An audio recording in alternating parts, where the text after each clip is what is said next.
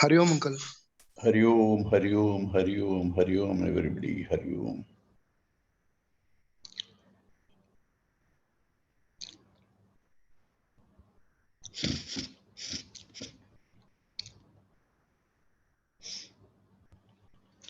Okay.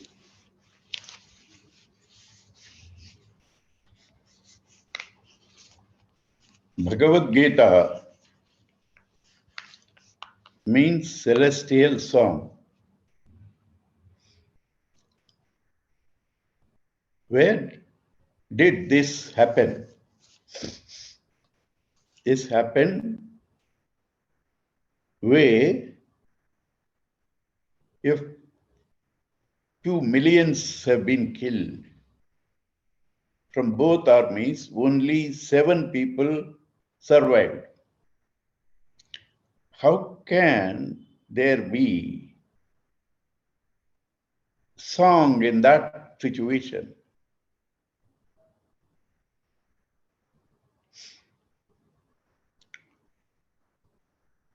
Because there is death everywhere. How can there be a song?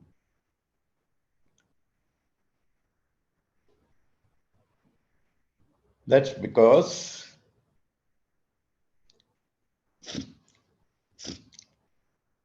Bhagavan uses death itself as an occasion to tell people that there is no death at all. Death is a confusion.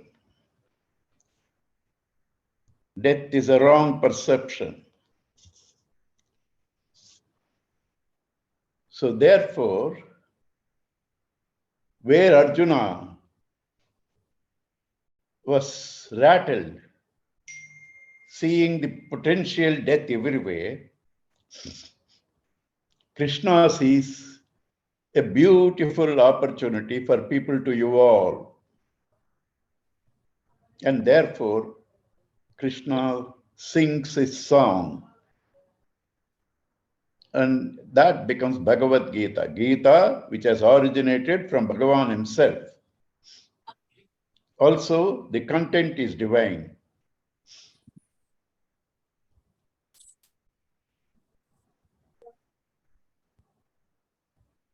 What is the message? See how I am going to now tell you how death itself is a confusion, how there is no death, and that is why Bhagavan sings, whereas Arjuna is rattled. How it is confusion? Kindly, attentively listen to these few thoughts. All of us see a wave is born and a wave dies. It's seen, it's experienced. It should be real because we saw that. But on inquiry, you will find the wave is nothing but water. There's nothing other than water in the wave. There is nothing other than water in the wave. A wave is not born. A wave, therefore, cannot die. It is water that appeared as a wave. It is water that appeared as a wave, and that appeared wave dies. The wave was before being born water, as wave water. When it dies, it is water. The name and form is only an appearance of this water, which is inherent in water itself. Water or anything, even gold, even the waker, water without undergoing any change, appears to change as a wave and a bubble. Gold, without undergoing any change, appears to change as earring, chain, and bangle. The waker, without undergoing any change,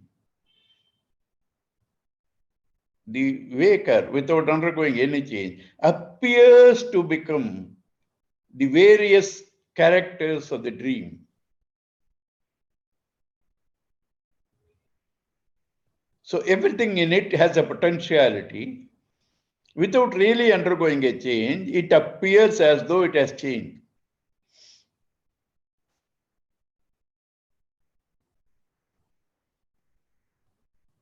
So, the wave, which is essentially nothing but water, appeared as a wave and a bubble. You cannot say it is unreal because you are experiencing. You cannot say it is real because on verification it is nothing but water. There is a term given to this. What cannot be said to be real or unreal is called mithya or maya. In Sanskrit, asat bhana matram, asad unreal, bhana matram, but experienced. How can that be possible? Something that is not there, how is it experienced? Because wave is not there, its essence is the water which is there. It's a combination of the real and the unreal. The real water and the apparent name and form. The apparent name and form. So therefore, it cannot be called real or unreal.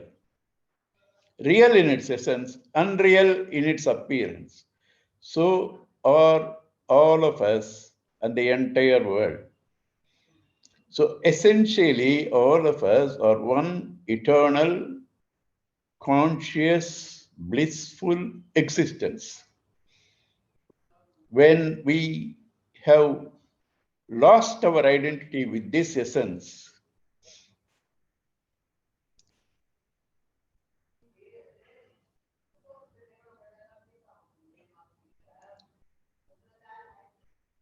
Shankar, try to focus on my picture in the center. Yeah, I have spotlighted you. Yeah. Yeah, my picture. Okay. Yeah, it's okay. Right. Don't worry. Right, it's okay. So when you remember the essence and transact with the appearances, you enjoy the status of the essence, which is real, means in Vedanta, real means that which is there all the 3 periods of time. Trikala abadita vastu. Water was there before the wave. Water is the essence of the wave. Water is the reality of the wave when it dies. Gold is the essence in past, present, and future. Waker is the essence of the dreamer. So that which is there all the 3 periods of time is this existence, consciousness, and bliss. Knowing this to be me and transacting, you enjoy the security, also the utility of the transactional world.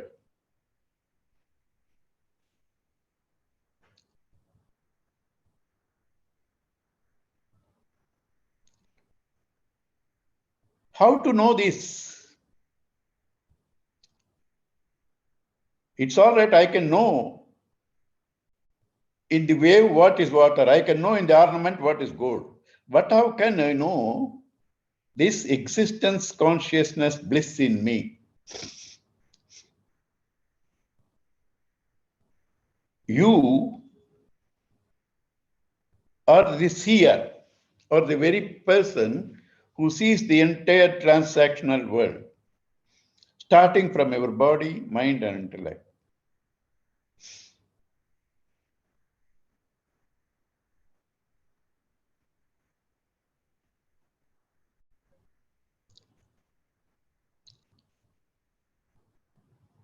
Shankar, either you put my picture or you come fully.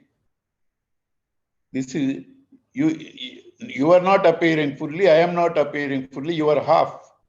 Yeah.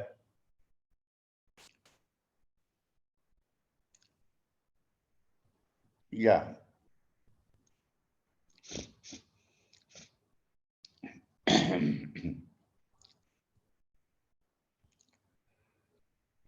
So,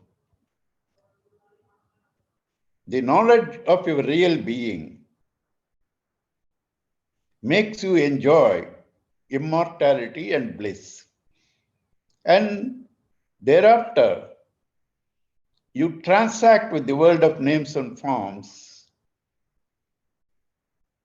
That's inevitable. Having come to this world with some vasanas, you, even after the knowledge, till death, you have to play in the world. But with this knowledge, the world doesn't affect you. That is the essence of all the Shastras. That is therefore the essence of Bhagavad Gita. How to know this? The seer. I am the seer. My body is seen by me. My thoughts are seen by me. The world, of course, is seen by me. Anything seen by me is not me. I am the seer. So dismiss all that is seen and try to detect and hold that what cannot be dismissed, that is you. This is one way of knowing that. Second way of knowing that anything that changes is not you. Objects always change. Different objects come, different objects go. But the subject never changes. Body changes, mind changes, intellect changes, objects change, emotions change, thoughts change, everything changes. But the subject never changes. Who doesn't change in you? You experienced childhood, you experienced youth, you experienced old age, you experienced waking, you experienced dream, you experienced deep sleep. All these are changing, but you who have experienced them is not changing. Because if you have changed along with those changes, you cannot have memory. You cannot remember. Because whoever has experienced alone can remember. So if in one experience you were different, in another experience you were different, you cannot remember the previous experience. So you had not changed along with them. That which does not change is the you. These two methods of knowing the you are very simple methods. You have to practice close at home, use this logic, and find out who is the seer, who doesn't change. That is all you have to do. That is the complete Vedanta knowledge. After that, what I have to do? As the experiences come, as the thoughts come, you have to say, this is me, that is not me. This is called abhyasa. That's called abhyasa. This is me. That is not me, vairagya. Abhyasa and vairagya are meditations. So this meditation is the ultimate process of getting established in that knowledge, which is the subject matter from 7 to 12. The 1 to 6 is preparation to this karma yoga. The practice of meditation, upasana, bhakti is 7 to 12. 13 to 18 is ascertaining this real nature and staying there in that jnana. samadhi. So here, for us to know what does not change, what is the essence of a thing, Bhagavan in the 7th chapter have given us a few examples. Rasohamapsu kaunteya. I am the taste in water. Prabhasmi seshashuryayohu. I am the light in sun and moon. Punyogandha prithivyamcha.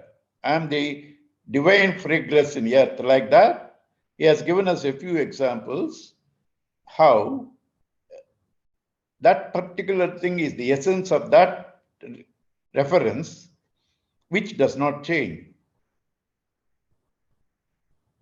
Which does not change. So those are the meditations given in the 7th chapter. And in that he concludes, it is not enough. You see that one in you and that one in different things like the taste in water, etc. You also have to know all of them are manifestations of that one reality only. That is called Sarvatma Bhava. That is the practical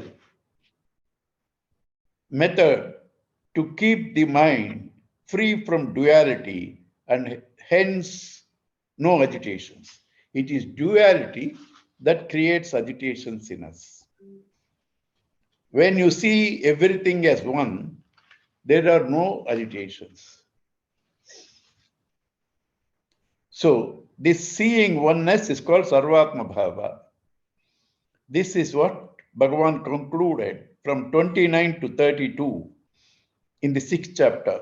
Sarva Bhuta Sthitam Mam, and then Sarvadha Vartamanopi Sarvatra Samabuddhayaha Atma Upamena Sarvatra Yomam Pashyati Sarvatra. This is the crux, Sarvatma Bhava. So, in the beginning, you have to feel that in you as the seer consciousness. Later, you have to see that alone is the essence of everything. Because consciousness exists. Therefore, you cannot separate existence from consciousness. This existence is unbroken. The existence in you, the existence in me, the existence in between us is unbroken. So that is the essence of everything. Existence, consciousness, and bliss. That is the essence of everything. This we have to know. Everything is nothing but that non-dual reality appearing to be different. That is the ultimate. First, Suti, see the essence in you, then see the same essence in all. Right?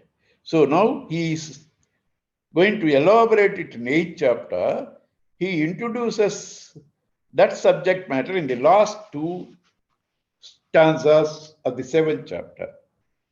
Sadhi bhutadi daivam mam, sadhi yagnam chaye viduhu, prayanakale picha mam te viduhu yukta chetasaha. Those who know me with the adibhuta pertaining to the elements, adidaiva pertaining to the gods, sense organs, and the adiyagna pertaining to the sacrifice all perceptions, know me even at the time of death, steadfast in mind. If you can see that God is the essence in all, then even at the time of death, if you can come to this understanding, you have got that wisdom. There is a reason for telling even at death, which we will elaborate when we come to that question in the next chapter. So what is important is God is the essence of all elements, perceptions, actions, all of them are nothing but various dimensions of that one non-duality. This, if we can know, even before, even the last moment of this thing, the ego is dissolved. Ego is the individuality, that I am different. Once this ego is dissolved, see everything as God. You have attained liberation. This can happen even in the last minute if you are prepared.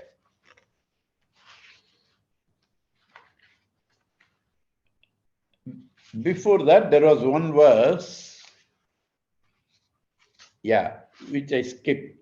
Jara marana mokshaya mamasritya yatanti te brahma tad viduhu krishnam adhyatmam karma chakila. Why should I get this knowledge?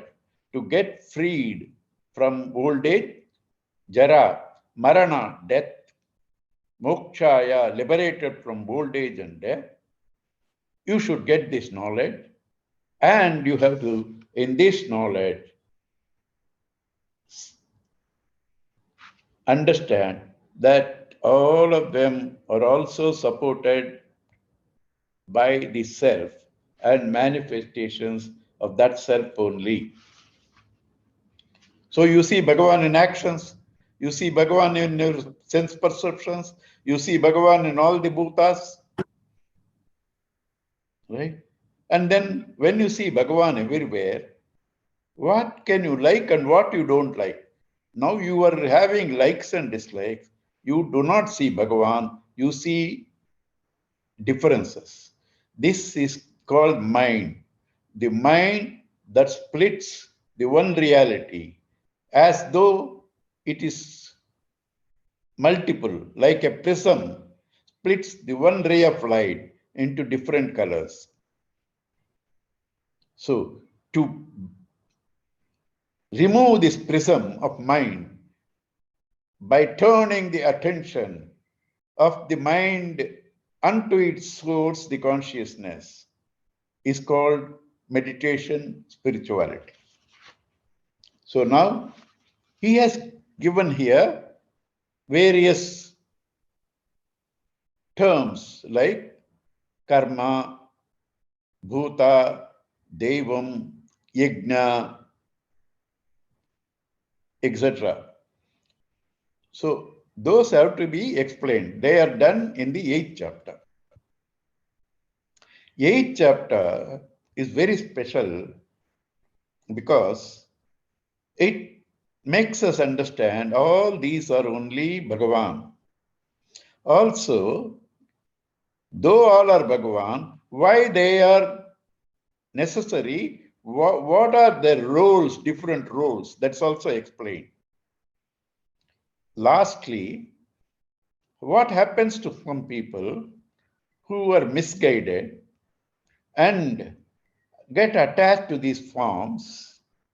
What happens to those some people who, though misguided, try to evolve but are not able to reach the height, and they have a concept of evolution as subtler joys? And then what happened to some people who try to meditate but have not been successful to eradicate complete ignorance? And what happened to people who get all the wisdom? That is, please listen, this is the essence of all Upanishads, especially Isavasya Upanishad and Brihadaranyaka Upanishad. There are few different people who think that what they see is real. There's nothing beyond the material world. There's nothing beyond the material world. They are called Charuvakas, people who have a gullible tongue. They don't believe anything beyond what they see. Pratyaksha pramana. There are others who believe that their whole purpose of life is to protect dharma, family dharmas and all that, and continuity of the family tradition.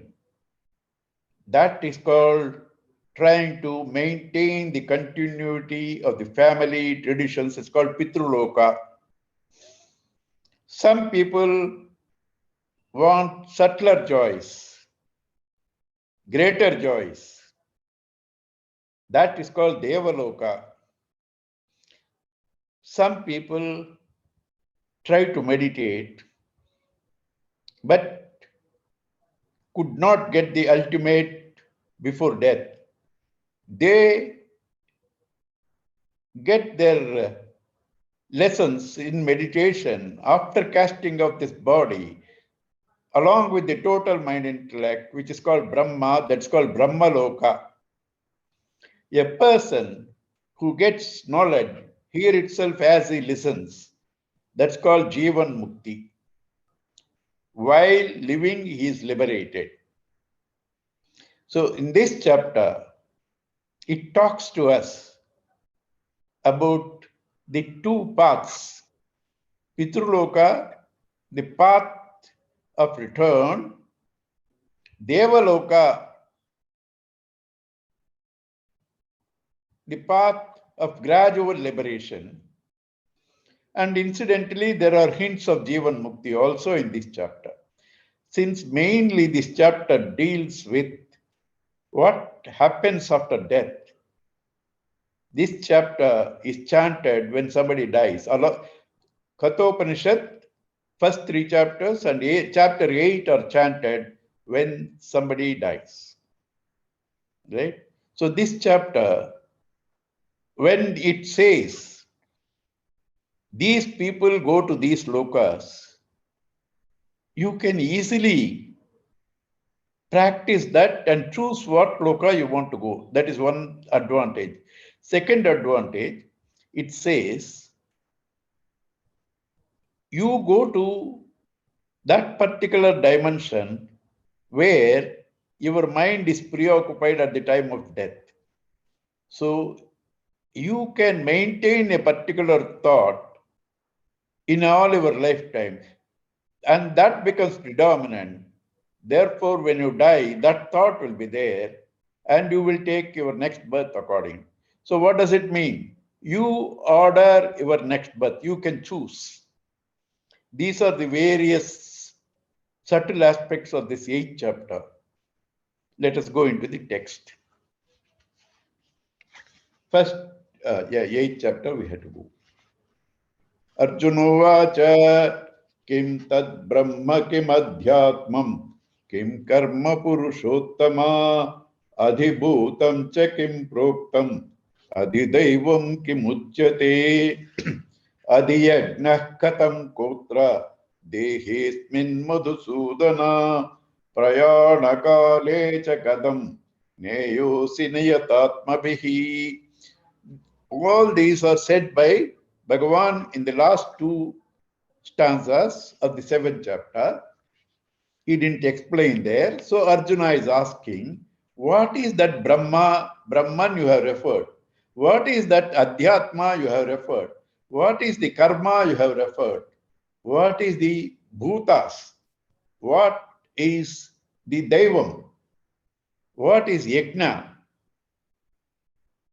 And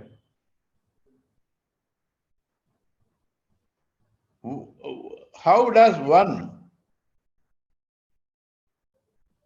even while living, last minute of this life, thinking about that, gain that knowledge or wisdom?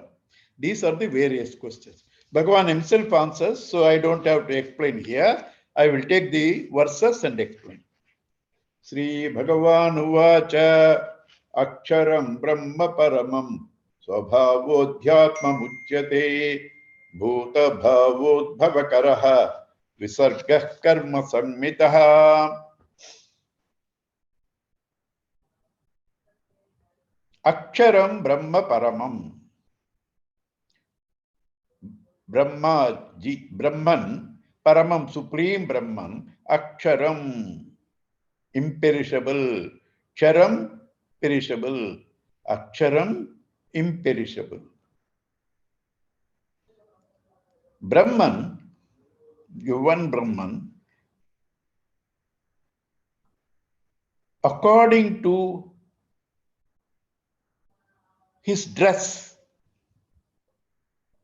he appears differently. Supposing we saw in Kathopanishad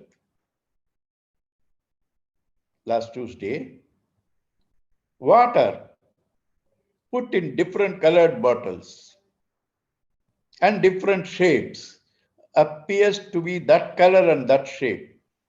Same thing, air put in different shapes of balloons and color. Air appears to be like that.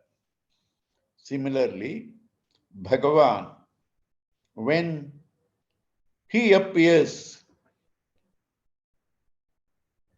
through the total mind intellect, he is called Hiranyagarbha or Brahmaji. When he wills to create, he is called Ishvara. Ishvara first, then Hiranyagarbha. Then when Bhagavan is seen through all forms together, he is called Virata Purusha. And then when that Bhagavan is seen in an individual, he is called Jiva or Kshetrajna. So same Brahman, who is Akshara, appear to be different in different conditions that seem to condition him. Nothing can condition him, but seem to condition him.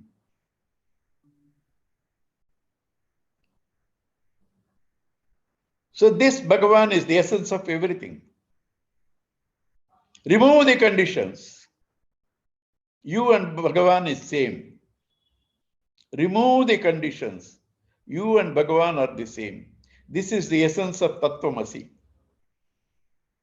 Water and wave, ocean and wave are different because you see them through a form. Remove the form and concept of ocean. Remove the concept of wave. What remains is water.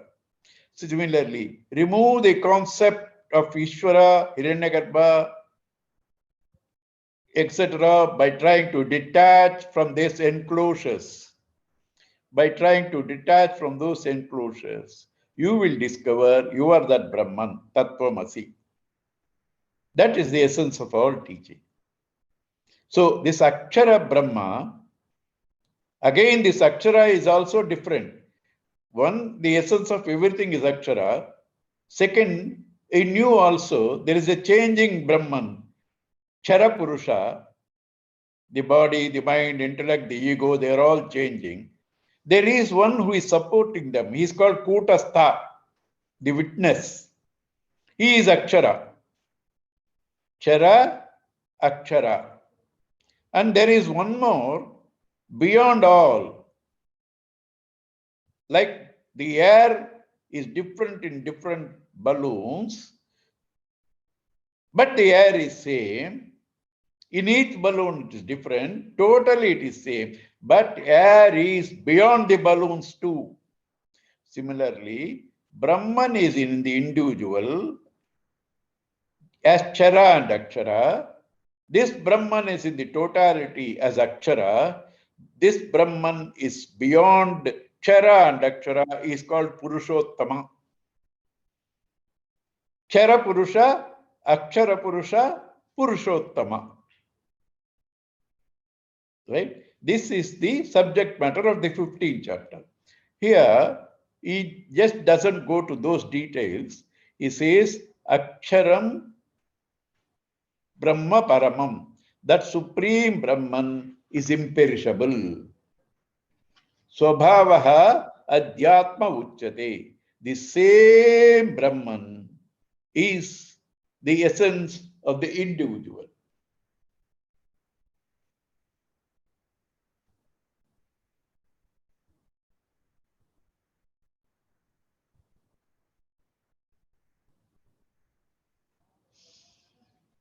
And the knowledge of that is called Adhyatma Vidya. Swabhavaha Adhyatma Uchyate. That same Brahman is in the individual too, and that knowledge is also called Adhyatma Vidya. And karma, Bhuta Bhava Udbhavakaraha, Bhuta Bhava Udbhavakaraha. One who causes the origin of all beings. Creative activity is called karma. You go on doing meaningless activity, it can only be called action. It cannot, it can only be called movement. It cannot be called action. Action, it is called when it is creative. So, bhuta bhava, bhavakaraha, that which makes it possible, the appearances of various names and forms, that also visargaha, and our offering to gods, all these things are called karma, karma sangnaha.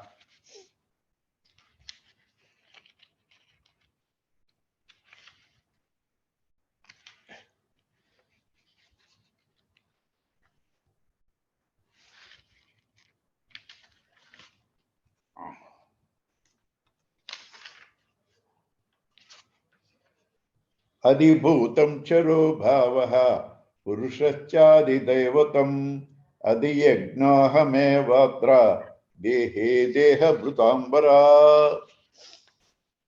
Adi bhutas. Bhuta means elements. Why it's called bhuta? Bhu, bhav, to become.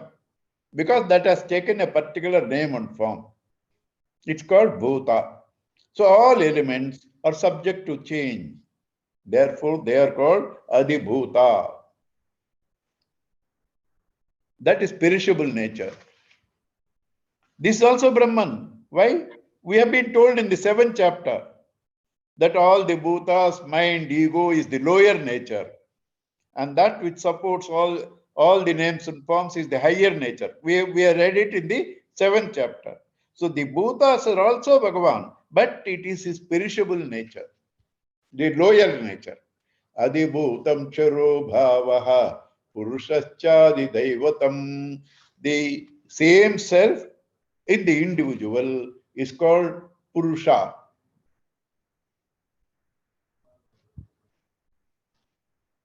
And that Purusha in the individual is called Adidaivata.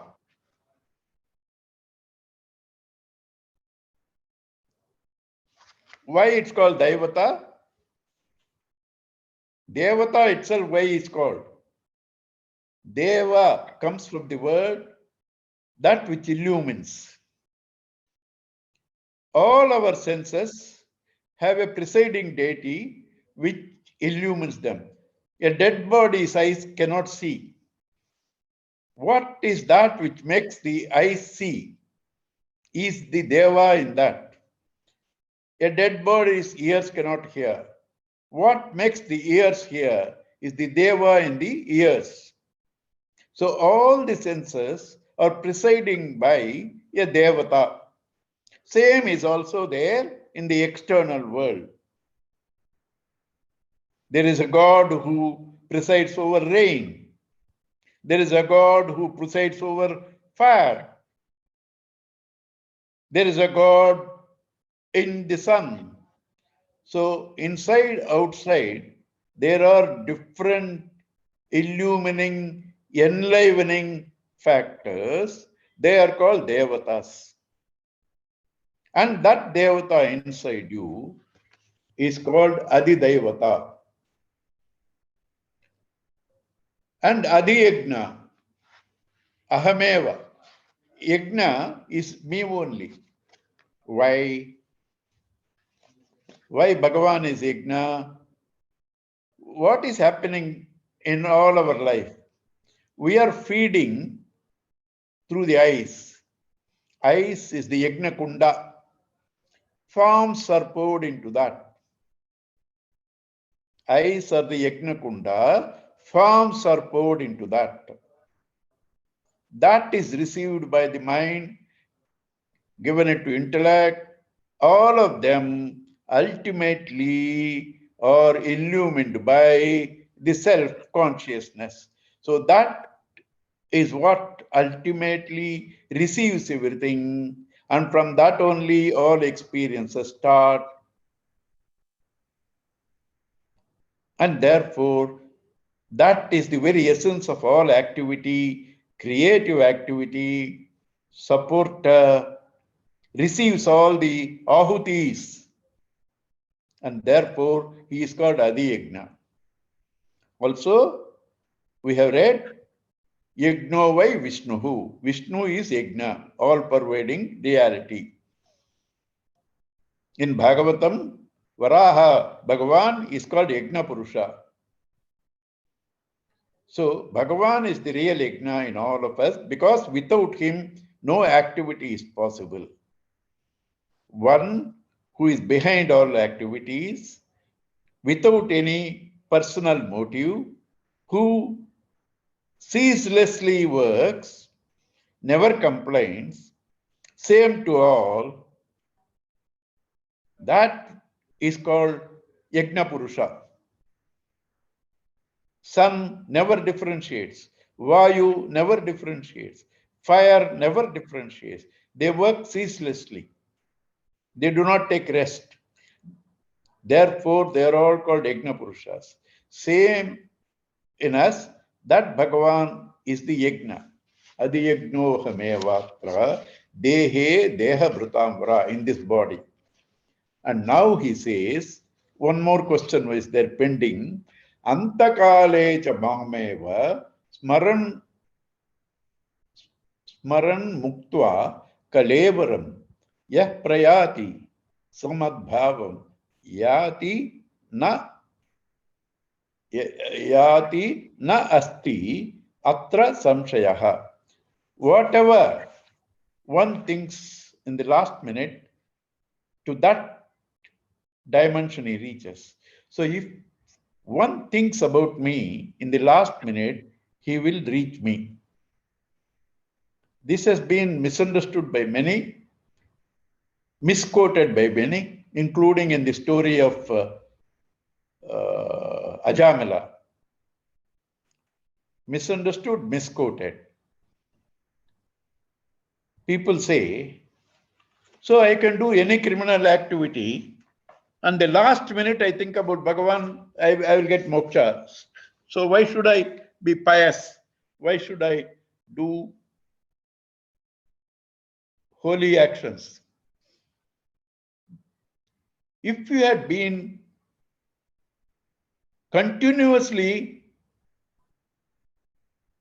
a sensuous person, when you are dying, only sensuous thoughts will come to you, to your mind. At that time, you cannot think of Bhagavan. So whatever you have been living all through, that will be the predominant thought when you leave the body. So if you want to get moksha, to reach Bhagavan, you have to all the time while living thinking about him. Therefore, it doesn't say Antakala, only last minute, though that word api can give that meaning also, but api is also meaning cha, that is throughout your life and the last moment also. Why that last minute is said? Cultivate it throughout your life. You don't worry if you have not got the enlightenment now. It may work in the last minute also. So cultivate. So antakalecha mameva smaran muktva kalevaram yah prayati samadbhavam sayati paramam gatim. Even in the last minute, he thinks about that supreme me, he will reach that supreme. What is the logic? Next sloka.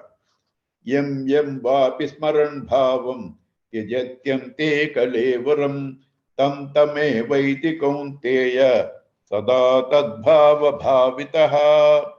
Whatever one thinks all his lifetime, yam yam vapi smaran bhavam tyajatyam te kalevaram. He leaves this body.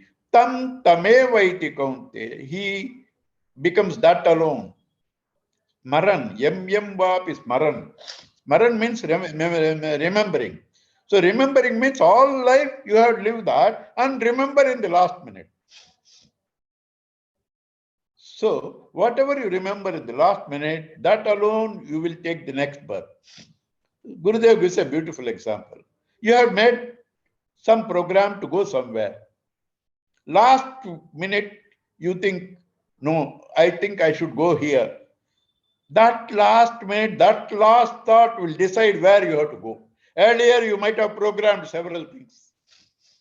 But that last thought, I want to go here, that alone will become predominant and that you will reach. So also, if your last thought is Bhagavan, with full attention and concentration, you will reach him.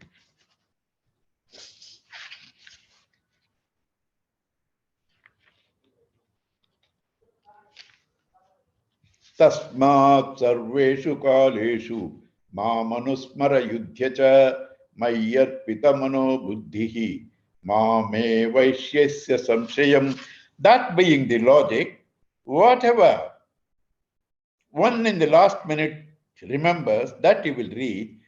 You should therefore, tasmat, therefore, sarveshu kaleshu. If it has to come in the last minute, you have to all the time think about it. Sarveshu kaleshu Mamanusmara, remember me, and Yudhyacha, fight this battle of life. Yudhya doesn't mean fight the war. Doesn't mean fight the war. Krishna is not a warmonger. When it says Yudhya, fight the battle of life. Remember the God in you, remember the God everywhere, and proceed with the transactional life. That's called remember me and fight. Mam anusmara yudhyacha. What happens then? Mayi arpita manaha buddhihi mam eva eshyasi asamshayam. Man is his feelings and thoughts, judgments, understanding. Feelings is mind. Understanding, judgments, and thoughts is intellect. Essentially, all of us is these feelings and understanding, emotions and knowledge. So, if continuously you are thinking about God, both your mind, intellect is placed in Him, and naturally, since man is his mind and intellect, your mind, intellect now completely obsessed with, fused into Bhagavan, you become Bhagavan. You become Bhagavan. Mame Vaishyasi Asamshayam. You shall live in me, you shall come to me. There is no doubt in that. Whenever it says in Gita or any Upanishad, you will come to me, it's not a travel in space. It's a travel in dimension. The dreamer coming to the waker. There is no spatial travel. There is a travel in dimension. So also, when Bhagavan says, you will reach me, there is no question of travel. You will discover you to be me. You will discover you to be me.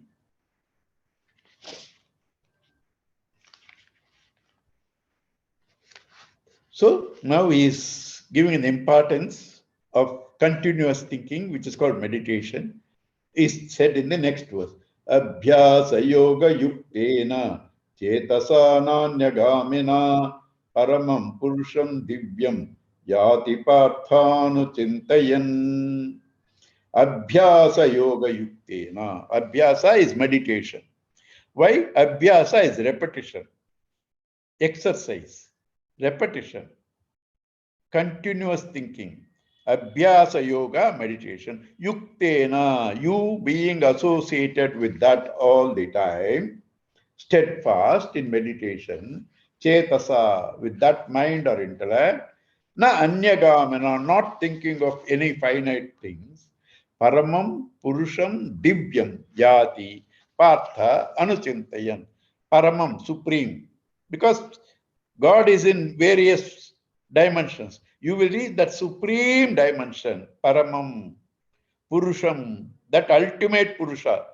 Purusha means one who is in any encrustation is called a purusha. Encrustation is called a puri, city. One who is in all encrustations is purusha.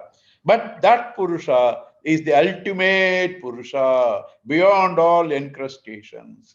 So you will reach that ultimate purusha if only you continuously think about him with an undivided attention. Because anuchintayan, you continuously think about. Anu means continuous, connection, following. Right? So through continuous thinking, you will think only about God, and therefore you will reach there. Now, there should be a question unto all of us. How can I continuously think about God while I am doing various works, responsibilities, family, office, business? Is it difficult?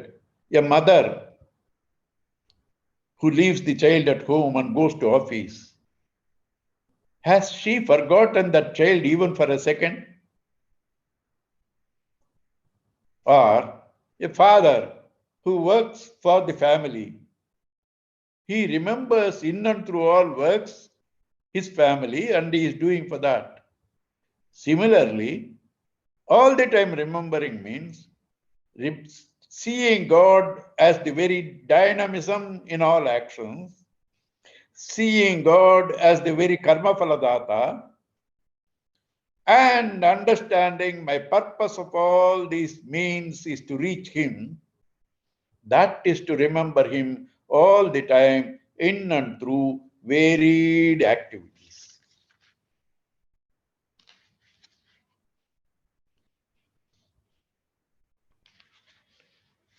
And now he gives how to think about him in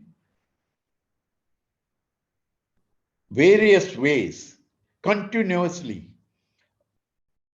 Meditate on him. How? He is going to give one of the best meditation slokas. This is one of the best in the entire Gita. He is going to give certain indication.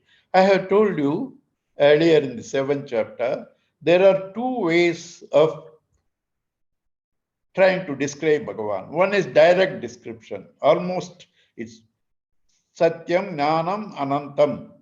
Satyam, real. Jnanam, knowledge. Anantam, infinite. Sat Chit Ananda, that is direct.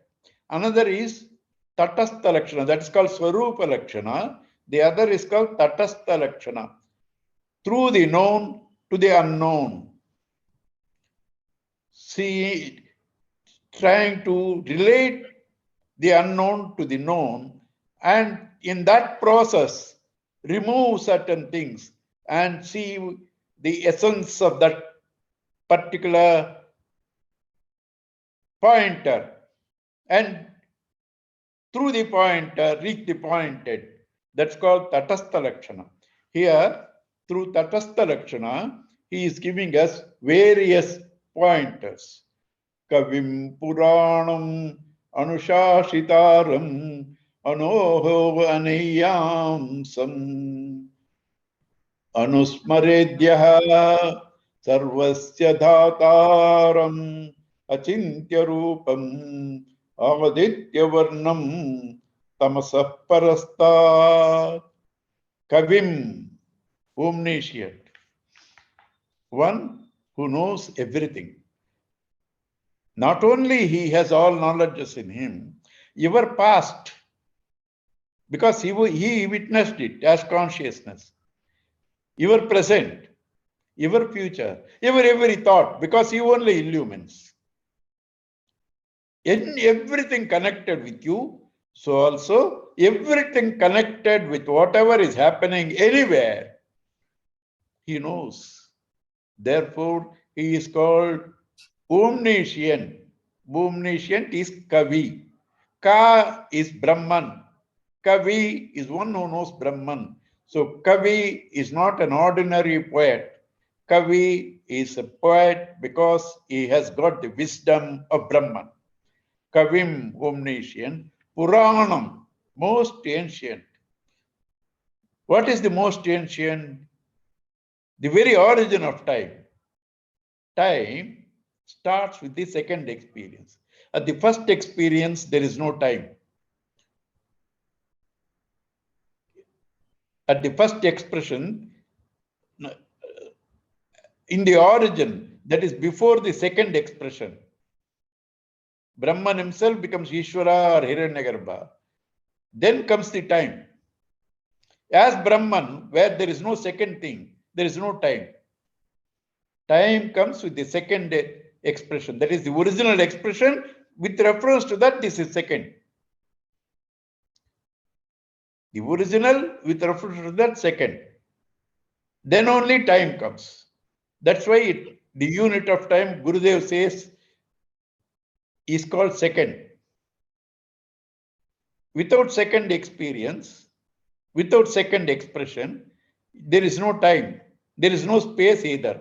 Both are same. The duration taken from point A to point B is time.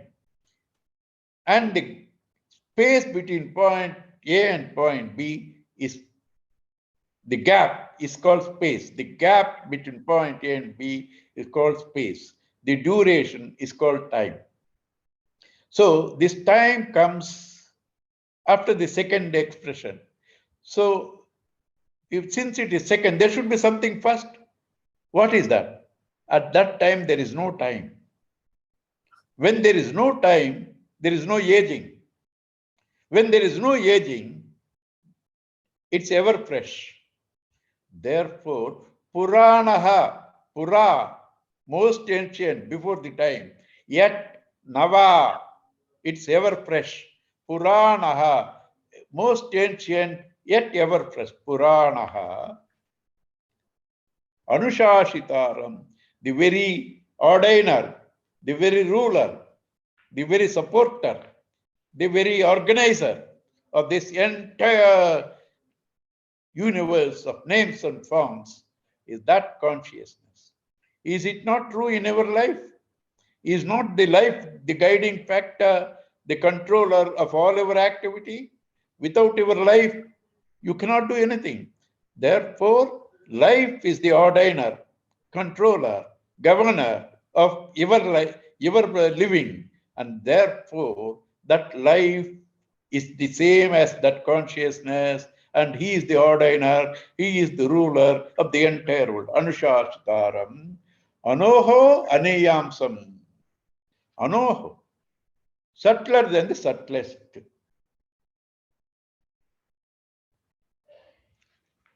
Subtler, what is subtle, what is gross? Ice is gross.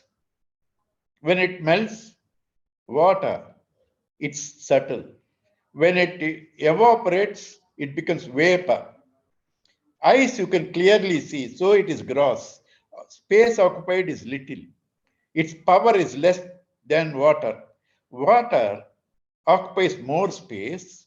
It cannot be as clearly seen as the ice, and its power is more than the ice. Then vapor, it still is less perceptible than water. It occupies greater area. Its power is more. Therefore, when anything you call subtle in spiritual language, that which is more pervasive and more powerful. What is the most powerful, most pervasive is the existence. Sat. That alone is there everywhere. And that is powerful. And therefore, He is subtler than the subtlest. Subtlest we know is space. He is the very sustainer of the space. In dream, in sleep, we are not conscious of the mind and intellect because it's disconnected with consciousness. So in sleep, there is no consciousness, there is no space.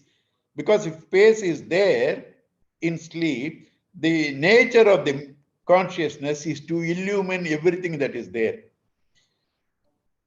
Space is only in the mind. Mind is disconnected with the consciousness in sleep. And therefore, you do not experience space in sleep. Space and time are products of the mind. Right? So he supports the very space, therefore, subtler than the subtlest.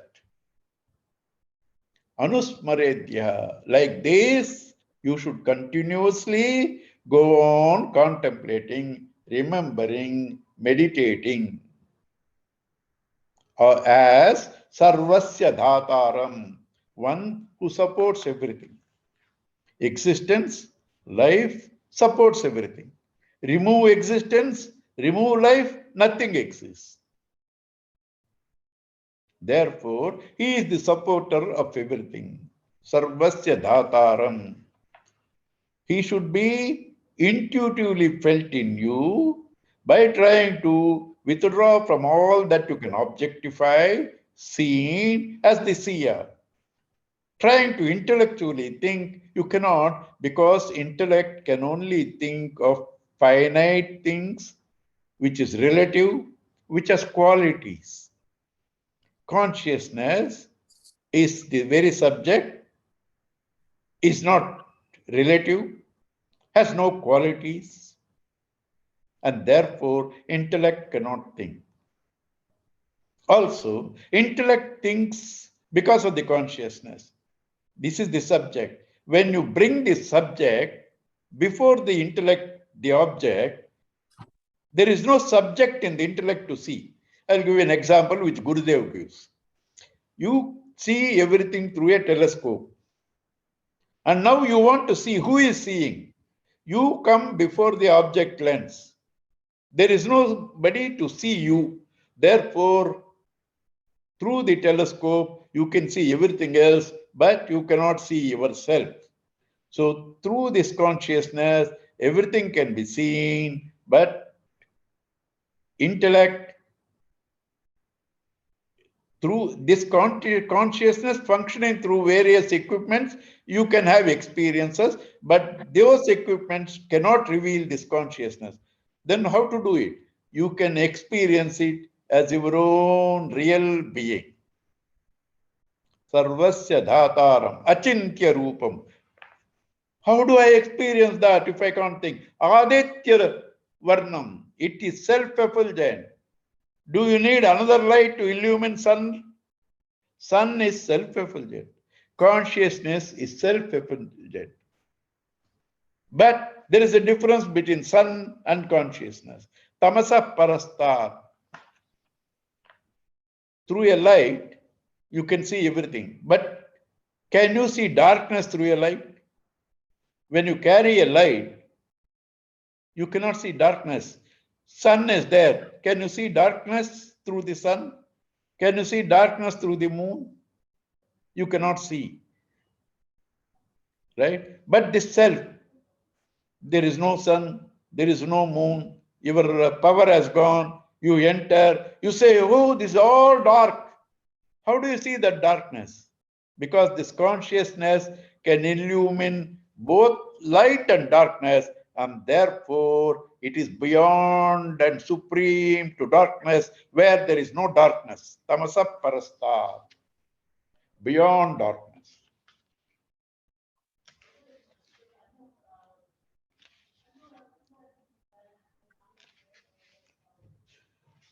This is what to be meditated. And as said earlier, whatever you think in the last minute, that alone you will reach. This way you think, and when you do that, prayana kale manasa chalena Bhaktya yukto yoga balena chaiva bhrurmadhye pranamaveshya samyak satam param purushamupaiti divyam prayana kale, at the time of death, not necessarily physical death, at the time of the death of ego also, prayana kale, manasa achalena, with an unswerving mind, bhaktya, bringing all your love into the contemplation, because love is elsewhere, contemplation is elsewhere, you won't get the results.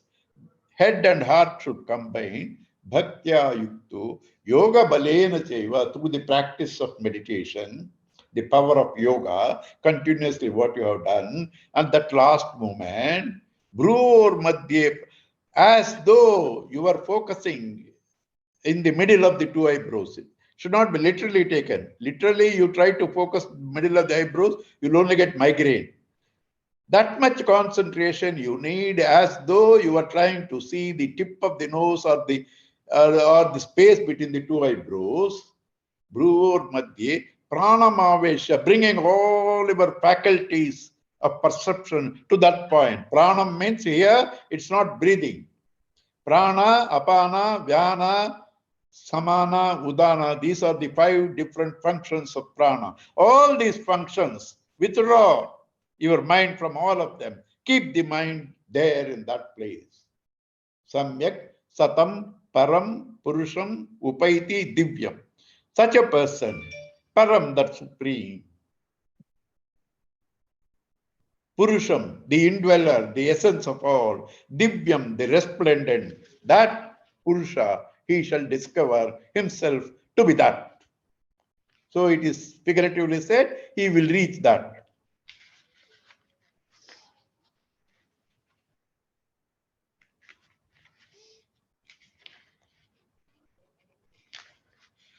Yadaksharam Veda Vido Vadanti Vishanti Yadyatayo Vitaragaha Yadichanto Brahmacharyam Charanti Tatte Padam Sangrahena Pravachye. Now, he is trying to give us something tangible for us to tune our mind to that, so that you develop the power of concentration. Up to now, whatever he has given are various subtle concepts. Now he is trying to give us something tangible, easy to focus and meditate. That is Omkara.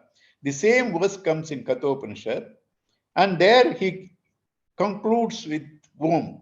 Yadacharam Veda Vido Vatanti Vishanti Yadyatayo Vitaragaha Yadichanto Brahmacharyam Charanti Tatte Padam Sangrahena Pravachye. Om Iti in Kathopanishad. So here that Om Iti is not said because it will come later. But the same verse is repeated. Gita is directly inspired by Kathopanishad, because most of the verses are physically taken from there, and the very chariot example is completely in detail dealt in the 3rd chapter of Kathopanishad. So many verses are physically lifted from there. You may say, why you say Gita is inspired by Katho? Why not Katho be inspired by Gita? Upanishads are supposed to be prior to Gita, because they are Shrutis, heard. This is Smruti, remembered. Smruti is remembered. Yadaksharam Veda Vido. Aksharam has several meanings. Imperishable. Charam, perishable. Aksharam, imperishable. Word. Letter. Letter also is imperishable. Why? You can dismantle a sentence into words. You can dismantle words into syllables. You can dismantle syllables into a letter. That you cannot dismantle. Therefore, that is imperishable. Word. Here, Omkara is the word which is imperishable. Also, God is imperishable. Aksharam, Yadaksharam, Veda Vido Vadanti. The knowers of Veda talk about Vishanti, Yadyatayo, Vitaraga.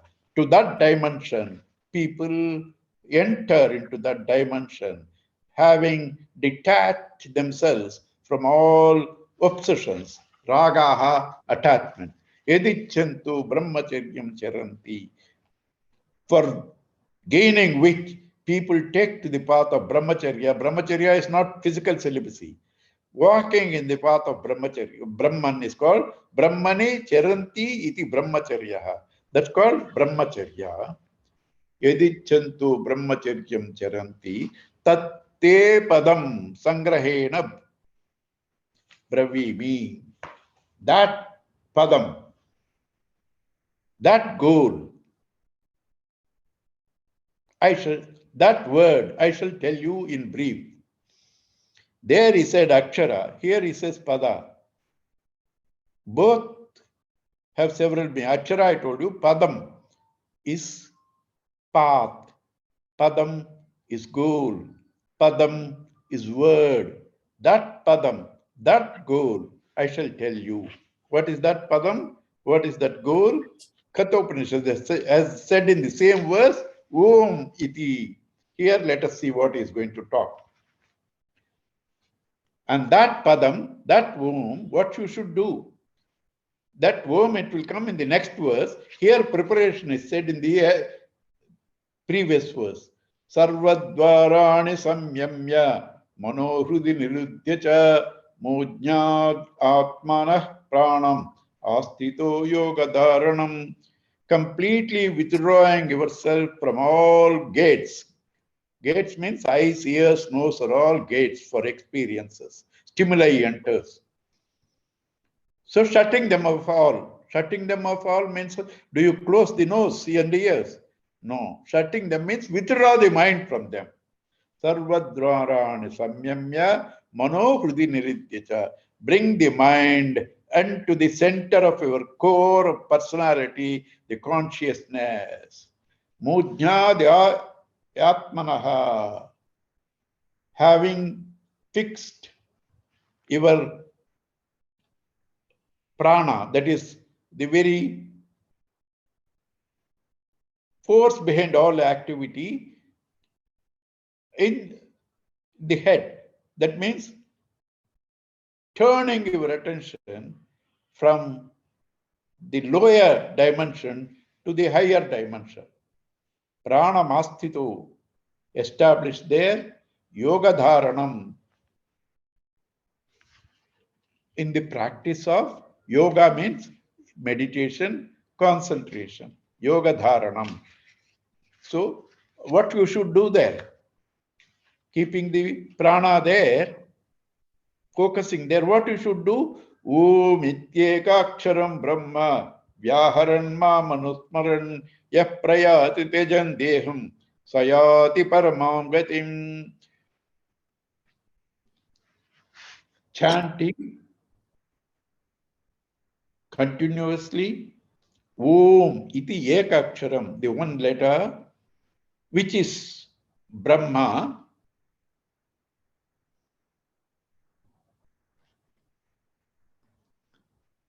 which is the visible form of Brahma, Murti. Brahman has two forms.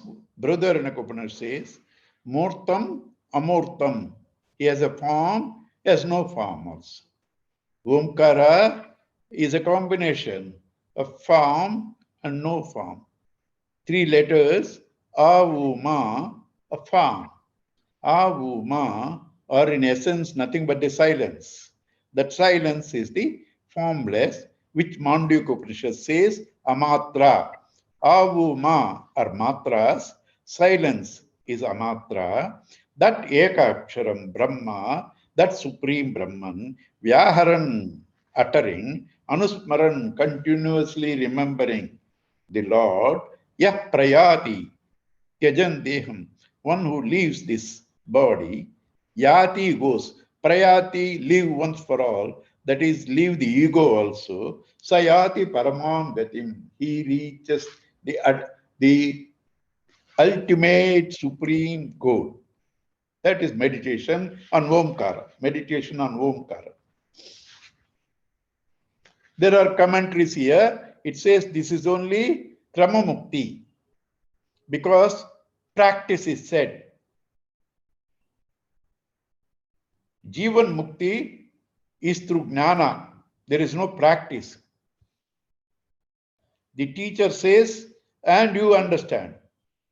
Here, since it's practicing it while in the last moments of your life or meditation, practicing it, since there is practice involved, activity is involved, there are commentators who says this takes you to Brahmaloka, wherein from Brahmaloka you gradually evolve and get Jivan Mukti.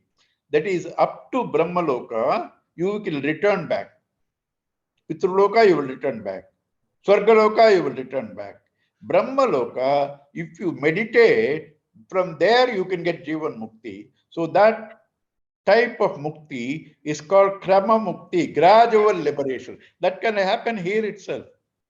Gradual, slowly our ignorance is dropping a little by little and our enlightenment is happening. That itself is krama mukti.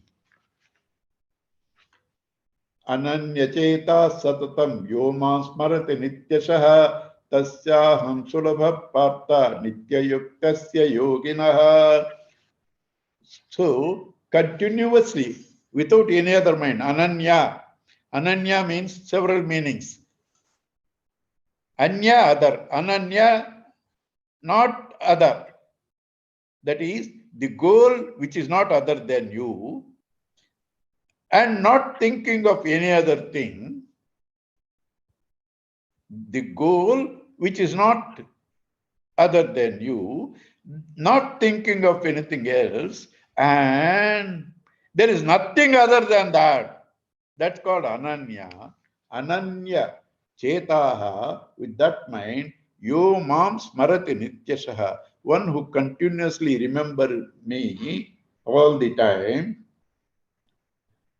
Tasya aham sulabhaha. For such a man, I become easily accessible. Nitya yuktasya yoga, because he is continuously tuned to me. And since he is tuned to me, he will feel my presence in his bosom as the very subject, the consciousness, and he will discover himself to me, the being.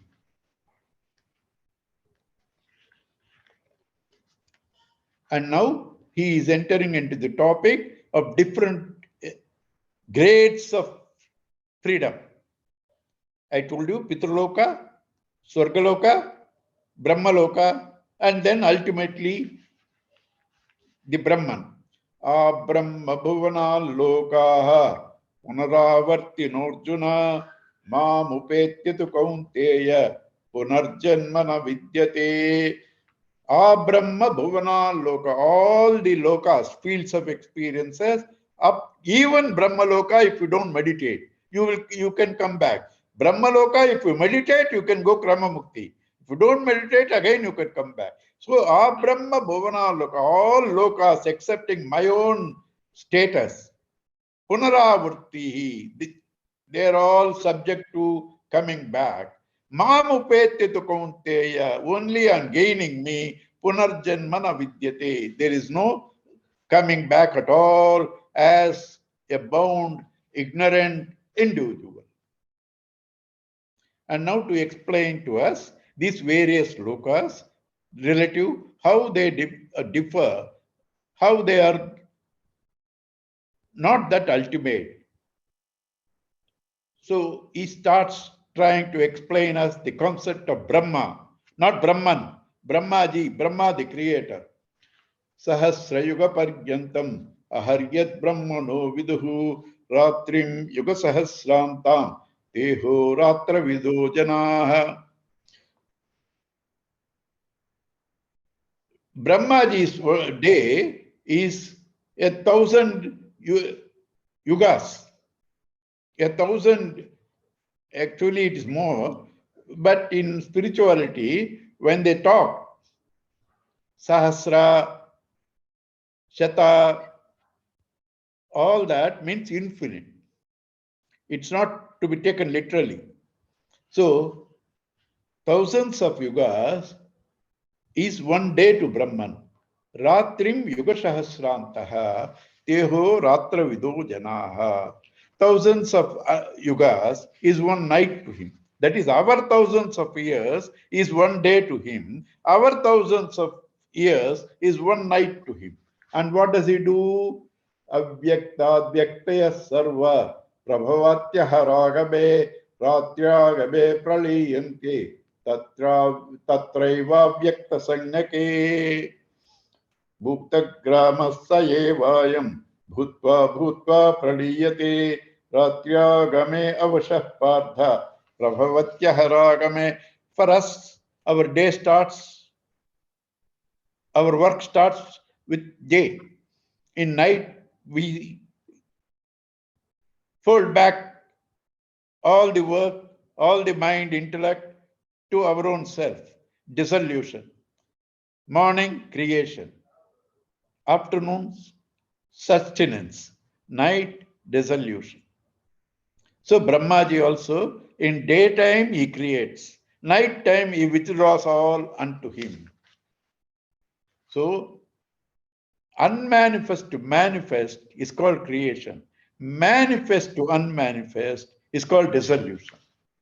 So in daytime he brings out unmanifest to manifestation. In night time he dissolves the manifest into the unmanifest.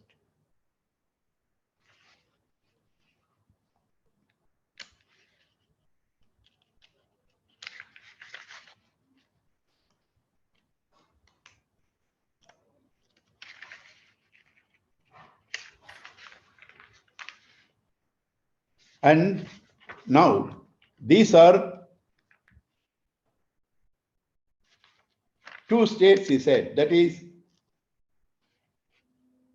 coming and going, manifest, unmanifest. Now Bhagavan says here, parastasmatu bhavonyaha avyakto vyaktas sanatanaha yassa sarveshu bhuteshu nasyashu na vinashyati. There is another dimension of mind which is beyond this manifest and unmanifest. Wave, when you call it is born, the unmanifest form of the wave which was in the ocean became visible. That is creation. The wave, when you say die, the manifest wave merges into the ocean. Water, it is neither birth nor death, neither manifestation nor unmanifest. So water is beyond manifest and unmanifest. Likewise, Brahman is beyond this Vyakta and Avyakta. He is beyond the manifest and the unmanifest.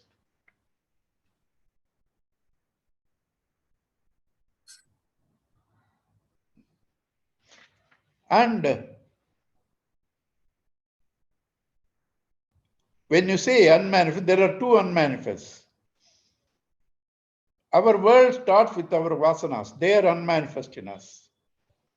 But Brahmaji also, the world, when it folds back into that Prakriti. That is one manifest, unmanifest. Bhagavan is beyond this unmanifest also.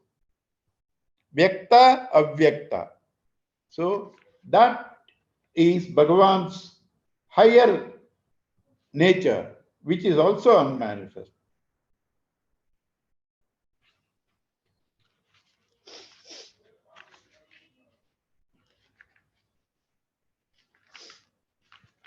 And that Bhagavan is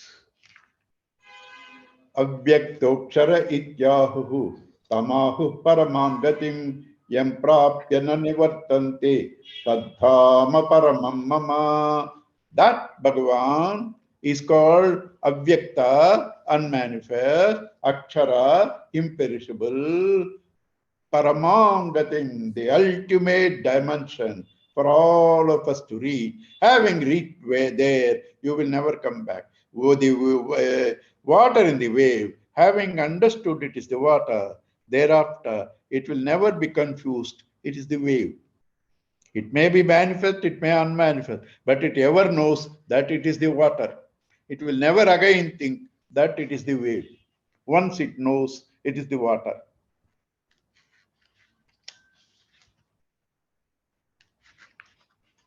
Purushassa parah partha bhaktya labhyatvananyaya yasyantastani bhutani yena sarvamidam tatam. This Purusha, this indweller, this Atman, you can only gain through bhakti, not through any other means. Yasya antastani bhutani, in whom all these different names and forms are there, who is pervading everything, he can be reached only through bhakti. What do you mean? Because your intellect is contemplating, your mind is running after everything.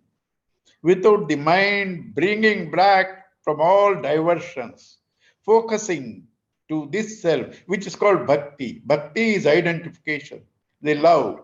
Your love, unless it turns to God, your contemplation cannot be successful. And therefore, bhaktya labhyaha ananyaya, no, not through any other means. Therefore, in Vivek Chudamani also, Sri Shankara, the champion of Advaita, says, moksha sadhana samagryam bhakti reva gariyasi. Amongst the various means of liberation, bhakti is the superior most. Right?